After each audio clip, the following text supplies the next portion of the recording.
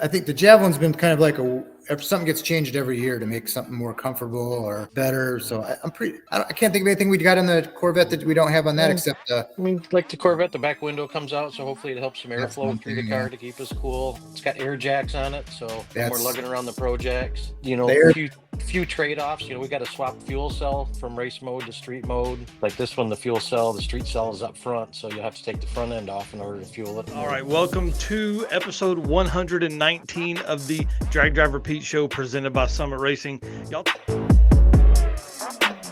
Thunder Valley, we talked about it a couple weeks ago. It is opening back up. August 30th is their first event back. It is a no prep backside event. You guys talked a bunch of shit. Go out, help. Mark Sorensen is the manager right now, and he is looking for volunteers to come out and mow and weed eat. So if they have not, that track's been closed for a month now. So if they haven't mowed or weed eated in that amount of time, it's going to need it. And if they're hosting the race next weekend, guys, they need the help to make this track look as good as possible. So he's opening Thunder Valley up at 8 a.m. for a mowing and weed whacking party is what he calls here. Says, I'll have breakfast for you. So for all the folks that want tracks to survive, this is a great way for them to survive, is by volunteering on your way out there. All right, let me get this set up and we'll bring these two dudes in. Bryant Goldstone and Brian Robbins. How are you guys? Doing good, man. How are you, Mike? I'm pumped, man. This is going to be awesome. Doing good here. Yeah, perfect. So here we go. Everybody knows who you guys are. And if they don't, they've lived under a rock for like 2 years. Because I feel like if we went back and looked at percentage of cars we talked about, it's probably been you two dudes.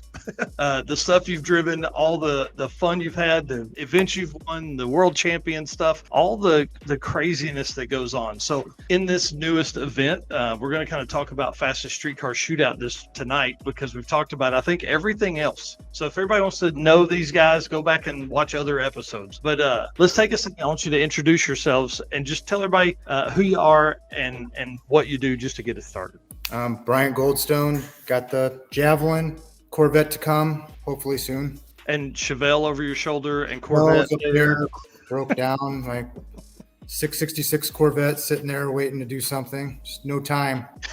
Because you're out racing the Javelin. Yeah, beating that thing up too much. So yeah, gotta give it a rest, I think. But although I pulled the engine out of it last night, and that went to Norm today to get freshened for the backup plan for drag week, and car leaves tomorrow to go to Joe's. So oh my goodness! Get some more chassis stuff done. That's awesome. Brian? Brian Robbins, been involved with drag racing forever and build some engine stuff and do a bunch of tuning, and got involved with Bryant quite a few years ago, and we've been running Javelin around the country ever since. Yeah, been a force to be reckoned with. Up at my house ever since. I'm just kidding. It's funny. I was actually cleaning the spot off to put my computer till I got the table set back up, and I still have this magazine out here in the shop that's got Brian's car up there in the corner. 1960. Yep. Nice. That was from a few years ago. Yeah. I don't want to say when, but it was definitely a few years ago. Yeah, that's awesome. Well, y'all had an incredible weekend. That one right there, dude. That's awesome. Brian, put that off over there. You had an incredible weekend. Brian Havlick in here saying there's some bad dudes right there, and you are. I mean, the Fastest Street Car Shootout was freaking awesome, man. It was cool to see you guys. I want to talk first about having both cars on site, because when you unloaded both cars, I was like, oh crap, here we go. So what was that like, having two there to mess with? Plan there was, as Brian alluded to, most people don't know, we're about almost an hour apart from each other, so it makes it difficult just to run down there and try to sort some of it out. And I knew there'd be time this weekend, so talked him into bringing it so we could spend some time fixing a couple of issues we had in order to get the thing ready to start driving and racing and try to have it ready for drag week. So that was the plan. Was it weird being in one spot all weekend? Yeah, that was so nice, except for the one spot we were in was so damn hot. That was like that equaled last year's Rocky Mountain miserableness. Oh, it was like we were in the car the whole time while we were at the racetrack. Racetrack emulated the riding in there for 10 hours. Right. It was pretty brutal. If that wasn't hot enough, we had to go for a 50 or 60 mile drive in the thing. So that just helped put it over the top. Oh yeah. And by that point, it had been heat soaked. I mean, because it was hot it was hot in the morning, it was hot in the afternoon, and then we did that at like 2:00 in the afternoon. Did y'all get stuck in the traffic? Just a little. I mean, we slowed down through it and got through it, and then I think it got worse after we got through it. Yeah, thank God. We didn't have any troubles. I mean, we were in Eric's truck. It was easy, but it looked like a lot of folks had some problems there. Well, I want to ask you about one thing real quick. This shot that our boy Dirty Panda, Richard Brewer, got, but what did you guys think of this freaking opening? I mean, listen, I loved it. I think it was awesome. And big kudos to Brian and Jess for doing this 165 gallons of fuel explosion. It was pretty impressive, pretty cool to see. And I was just hoping they were going to do a second one. I thought that was the first one was going to be the warm up, and then we were going to get the big one for the second one. There was no boom. I really thought there would be a boom. You know, put a top on those cans and let's see it then. You need more of them. It was cool fire. It just needed more explosion, sound. So Yeah, I agree. And the way I had the camera positioned was like kind of down and out. So yeah, it didn't have the effect I wanted to on the camera, but it turned out at least you could see all the cars in that shot, so it was pretty cool. Yeah, right. Yeah. I still can't see mine though. I'm too far back. It's gonna move me further up. Yeah, we'll just do some Photoshop editing and just put you about fifth or sixth there. Fastest to the front. Brian says that will be added next year. The boom or my car in the front? Yes, all of that. Yeah, that's cool. Well, let's talk about the street drive, man. It's pretty easy, 60, 70 miles, something like that. And it was really cool, man. To the drive along the river was nice. There was a lot of great shots. Eric and I kind of posted up in one spot and got some really cool shots in the background. Some Mississippi River drive by. Yeah, we kind of made the drive not as easy as it could have been, but I had an alternator wire loosened and it was wiggling there, and it ended up burning up the fuse block. And I figured the alternator quit, so we called for tools, because usually when we go anywhere, we've got a trailer full of everything we need. And this time we had nothing. We didn't have not a single tool one in here. I think we had a Zeus tool, and that was it. Set of Allen wrenches. Yeah, Brian took them because we were adjusting the idle right before we left it. We brought him because he adjusted it up before I left, and God, it was so high we had to stop and let it down some because we went way past where it needed to be once it warmed up. That's awesome. How weird did that feel to not be swapping tires 2 or 3 times a day and then not pulling a trailer? I'll take this one, Brian, because I'm the one who does all that work, while Brian's playing around on the computer. So yep. Yeah.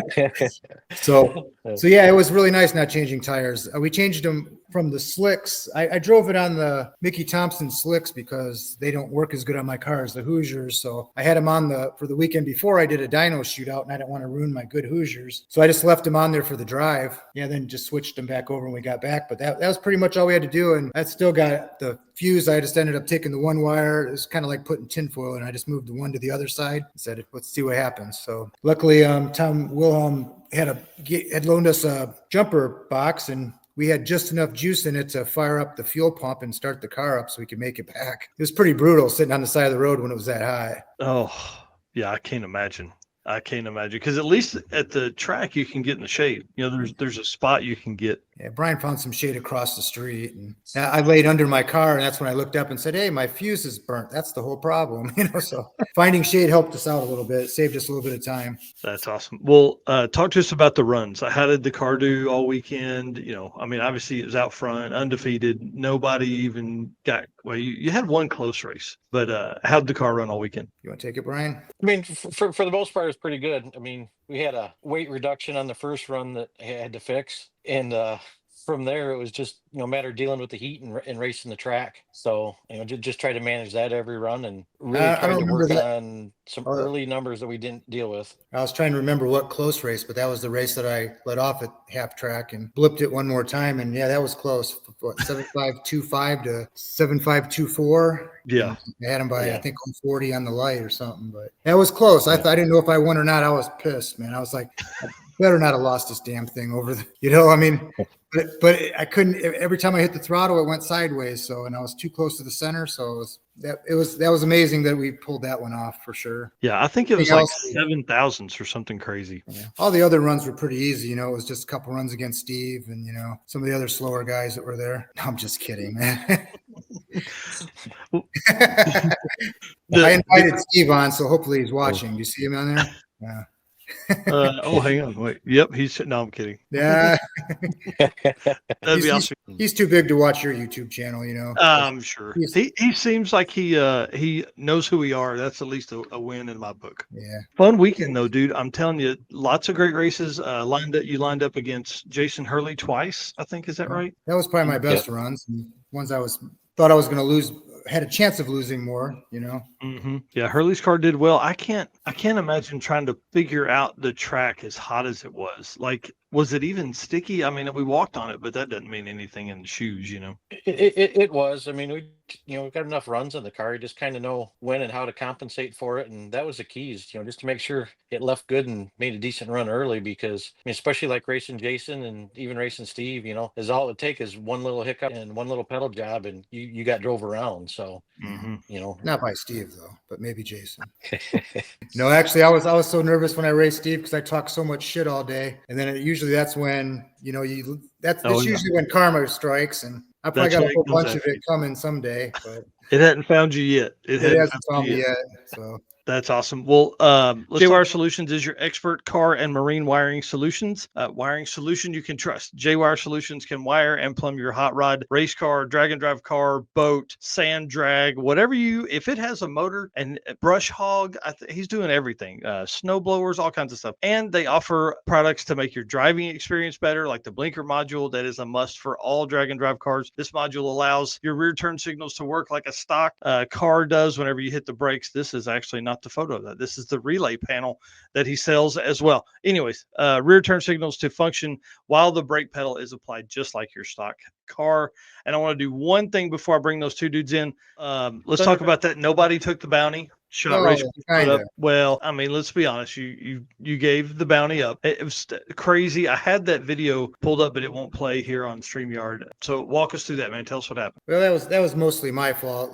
Larry Larson welded that stuff in for me at Rocky Mountain, and I had it up in the air, and I saw the cars had a bounce to it all that race and all 6 summer, and we weren't really able to get after it at the line. So I cut a couple of the bars out he put in. Didn't think we needed them, and then actually I remembered later that Rob was under the car with me one night, and he says I should probably weld a couple gussets there. And then I forgot all about it, and apparently he did too. And so when I threw the chutes, I kind of had it in the back of my mind of, boy, I hope this is good enough. And I thought it would be, but it just kind of ripped the chromoly right apart off the square tubing of the chromoly and peeled it and threw it up in the air. And at the same time, I guess my side window opened up a little bit and it sucked the rear window out that I just spent $500 putting in, so, but it didn't even scratch it. That was amazing. Wow. Yeah. Yeah. Well, that thing went about 50 feet in the air. Yeah. It must have just nice and softly landed on the other dude's car or something. I don't know. Unlike my parachutes where they smashed his windshield and then supposedly went through his chutes. So yeah, you can see it on the video. I think you can see it like just rocket right through the. I don't know how it would have went through both chutes. That's what I don't know, but because it was just one piece of metal, but I don't know. Right. Yeah, you can see one, but yeah, I didn't know it did both. Yeah, that's wild. I'm kind of surprised he was going fast enough for the chutes to have blossomed to go through it, but I guess they did and put a hole right through him. So yeah. I just ordered those for him today. They're on the way to him. Nice. Well, I guess awesome. after they custom make them for him, then they'll be on their way. Oh, you're getting some special ones made up. Yeah. Pink and yellow, I guess, is what they were saying. So. Oh, nice. Yeah. I'm just kidding. It was a red one. I didn't change it on him. Nice. Yeah. That should be my colors. No, I'm just kidding.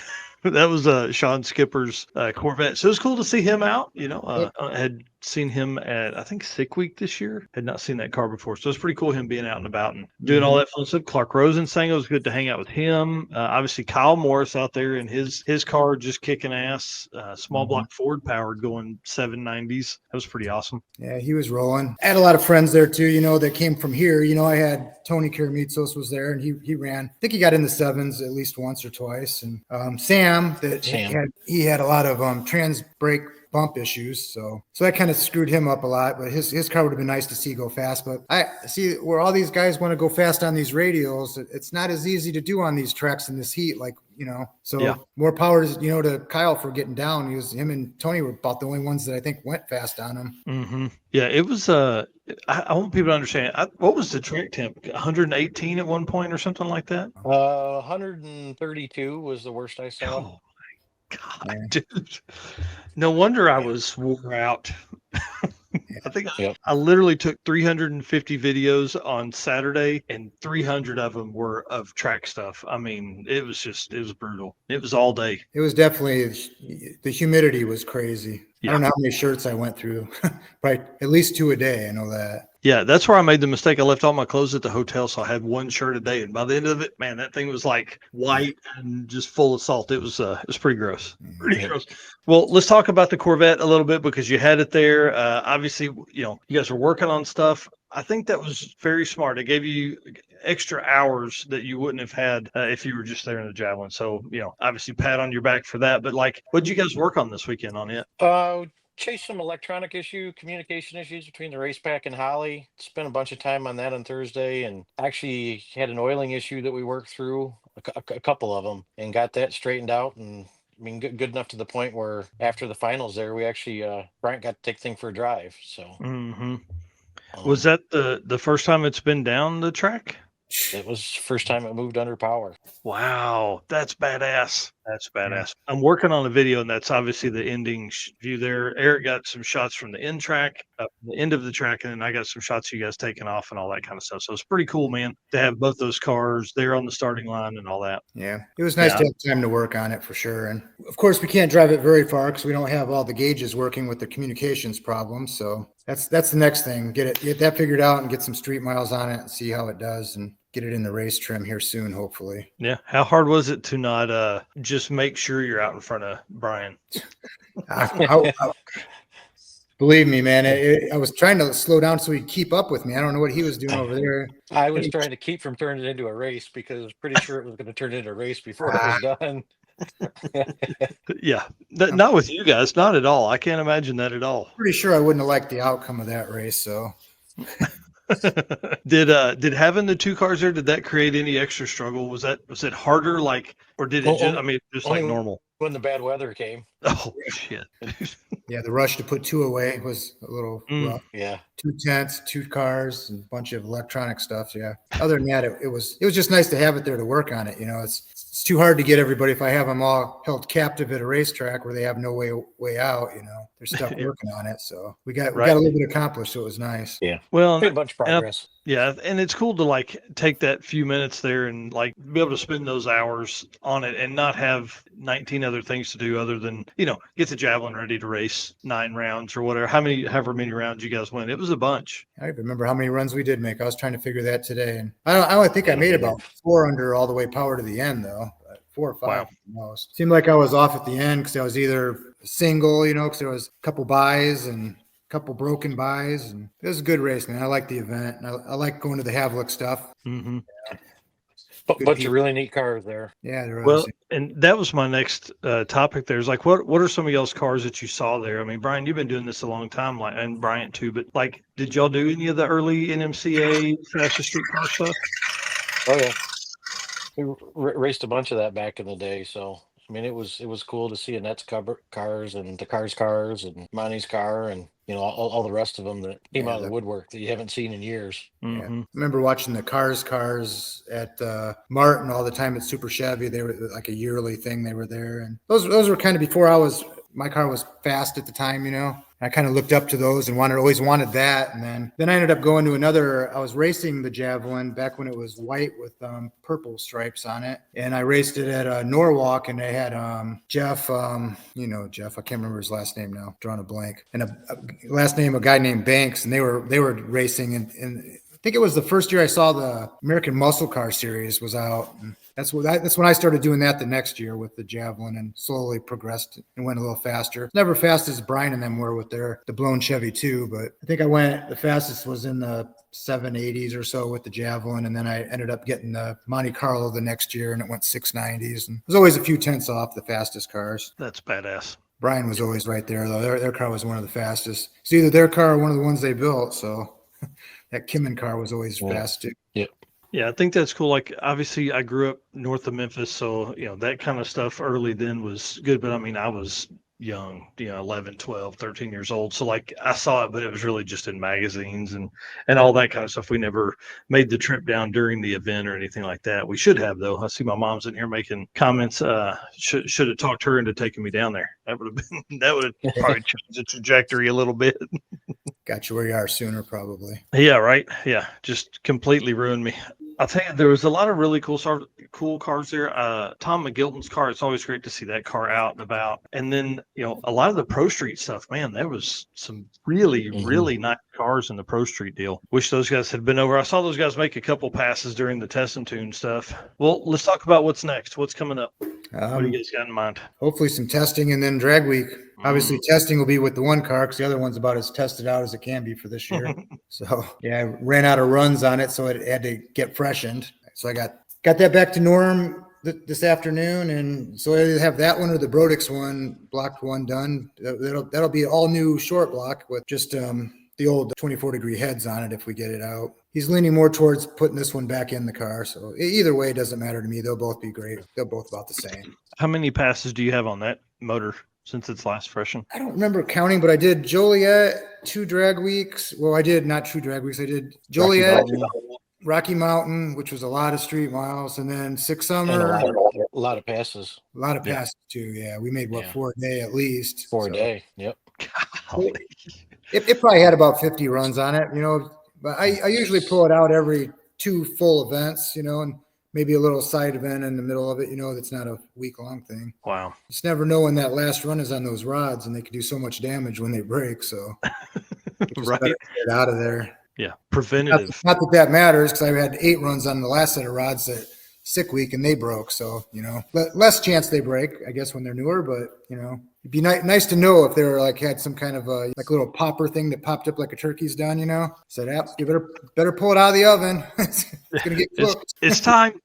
Yeah. That's awesome. Well, yeah, and you guys are so hard on stuff like just the street miles of Rocky Mountain. I mean, 1,400 just street miles. Like, how do you even quantify how hard that is on stuff? Yeah, you don't. They always used to say every time you warm it up, it's a heat cycle, and I was like, I thought that was full of shit back then, but we kind of disproved that for sure. Yeah. Yeah, because at the level you guys are at, there's not this stuff isn't built for reliability and long-term life. It's built to race and go fast, Yeah, it's in the middle a little bit, a little less probably compression and a little less cam than it would be if it was set on, fast all the time and you didn't have to drive it. Mm-hmm. Well, you end up winning both. You won the straight up, heads up elimination in outlaw class. That was pretty freaking awesome. Took on, that was one of your finals with Jason Hurley, right? Mm-hmm. Yep. And then who else did you run in that? Did you run Nick in that one, or was that in the drag and drive part? Nick was in the first one, the outlaw one, I believe. Yeah. That was on Saturday night when I was. Yeah, I think that was the last run before we came back to the next day. I believe that last night run on Saturday. Yeah, had all night to think about it. What was your thought on that format, setting up to run eliminations on Sunday morning? I'll let you disappoint them. Go ahead, Brian. I don't know. At that point, I just assumed we'd been done with it. Done with it all on Saturday. Yeah. We all went there thinking we were driving home Saturday night because we had stuff to do on Sunday. But I didn't. Nobody realized that we were racing on Sunday too. So we didn't read the whole thing. We just kind of assumed it was like last year with an extra day. Just in case they needed it or something. Yeah. Kind of like Rocky Mountain when we decided to run both races and then found out afterwards we had to make 2 passes in each. Yeah.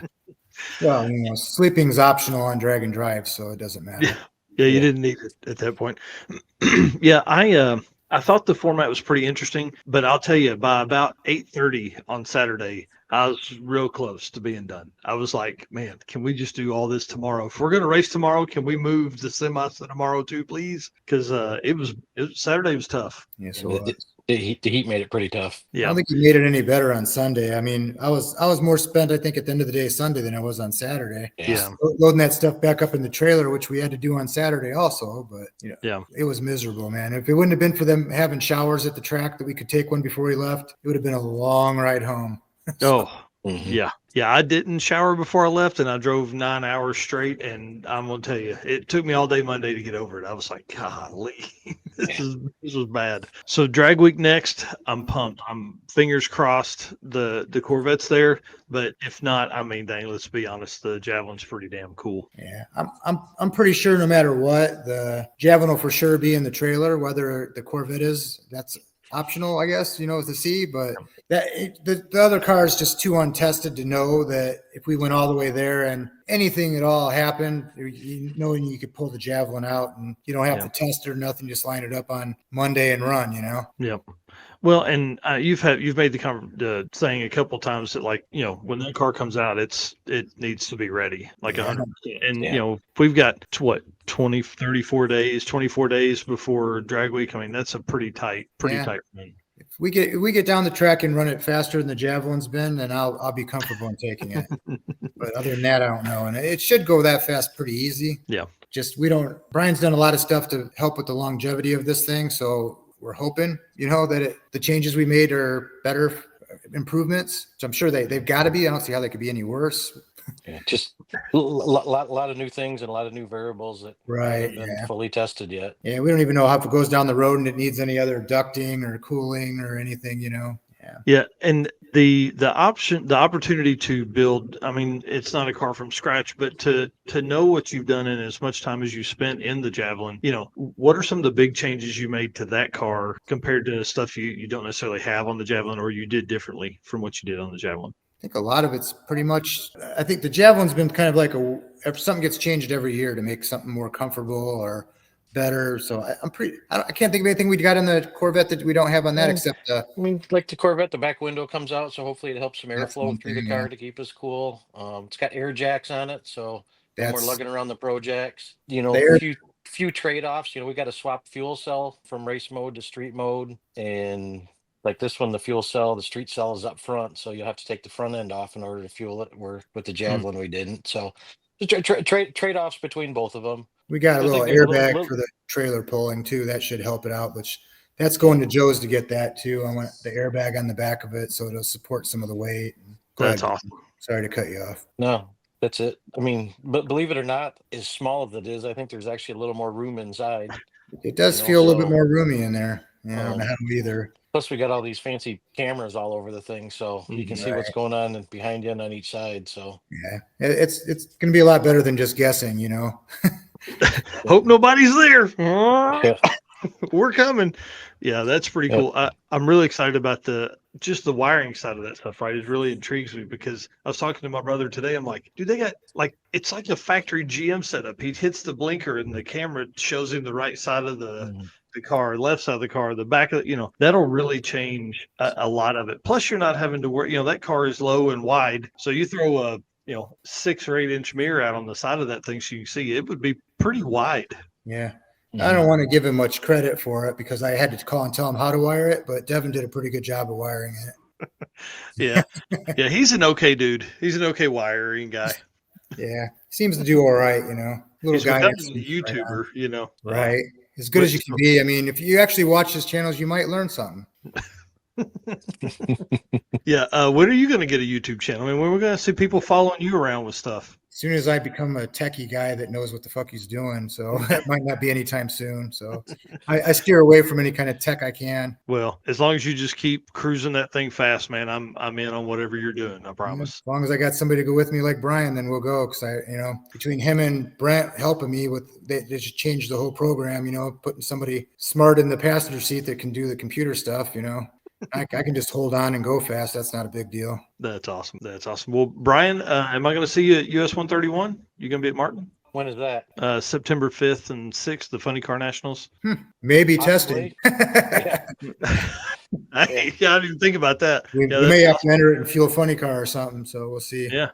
Bring out, dude, into that some bitch in Pro Mod with the Midwest guys and show them what's up. We might. Well, I don't know if we'll show them what's up that fast, but it'd be nice to. Yeah, it'd be cool. But Yeah. I don't even know if our car fits there. Is it pretty much anything goes kind of thing, or? No, I mean it's not quite outlaw. They've got some rules around. What size turbos are you? They're 98s. Yeah, it's too big. I think Yeah. we They limit it to identify as 94s though. So yeah, perfect. And hey, listen, it's got a tag on it, motherfucker. It's like it's got a street car. gotta give me a little bit, right? Right. I mean, golly, yeah, it's a street car. You're I gonna weigh drive down the road. 400 pounds more than these titanium cars, so Right? Yeah. We'll see how far they can drive. Right. And then, they can't drive to the staging lanes, so right, they can't.